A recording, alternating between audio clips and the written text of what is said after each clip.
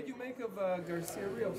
I thought it was a good stoppage. You know, I didn't think I didn't have a problem with the stoppage. I thought Brandon was game. I thought Danny was winning, but I thought Brandon was game, and he wasn't making a fool out of himself or anything like that. He belonged in there, and he was game. But the stoppage, you know, he got hit with that shot, and the stoppage had to be made. Okay, Sean got in the ring. What did you make of that confrontation? You know, Sean's just being a guy that wants to get a fight, so he's doing what he has to do. You know, that's what boxers do. They call each other out, right? So I don't have a problem when I see fighters doing that. I think it happens all the time, and we'll see what happens. Who wins if they fight? It's a good fight. You know, it's honestly who's having a better night, who's executing certain things better. You know, Sean is an overwhelming kind of guy. Danny, obviously, as we saw tonight, is a guy who likes to take his time, but you know he knows how to take away the spaces from you. As we saw with Rios bringing the pressure, he took away the spaces from him and creates his own little moments for counter-punching opportunities. So you know, it will be a good fight. Based on what you saw from Danny tonight, did you see big improvements from the Thurman fight? I see Danny doing what Danny does. You know, Danny is what Danny is, and it'd be really, really a disservice to him to consider him less than stellar and less than elite, because when you look at Danny, he doesn't jump out at you with like this crazy speed or this dazzling kind of a look. You know, he looks kind of plain to you, but then when you start to get through the layers, you realize there's a lot of layers to this guy. You know, he's got a lot of character, he's got a lot of balls. He sits in the pocket when he has to, and then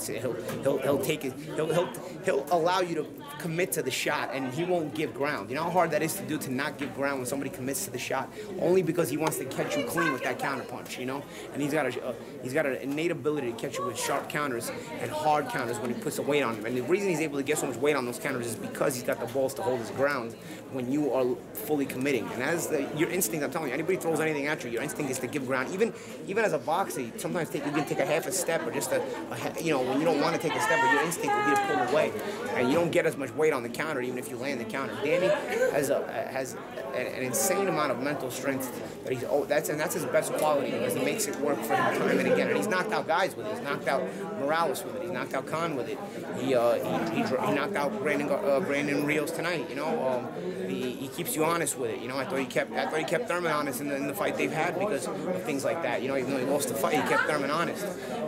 You know, he's a good fighter. You know, and sometimes guys don't necessarily jump out at you, and you don't appreciate them. But you know, there's layers to the guy, and he's at an elite level for a reason. Why does Danny seem to struggle a little more than people are expecting him to in these kind of fights like Herrera and Rios style? I don't think he struggled tonight. I thought Brandon was game, but I don't think the fight was ever in jeopardy for Danny. I thought Danny was doing what he wanted to do. I thought Brandon was game and he was pushing the pace, but Danny was doing a very good job of taking away space from him when he ran out of room.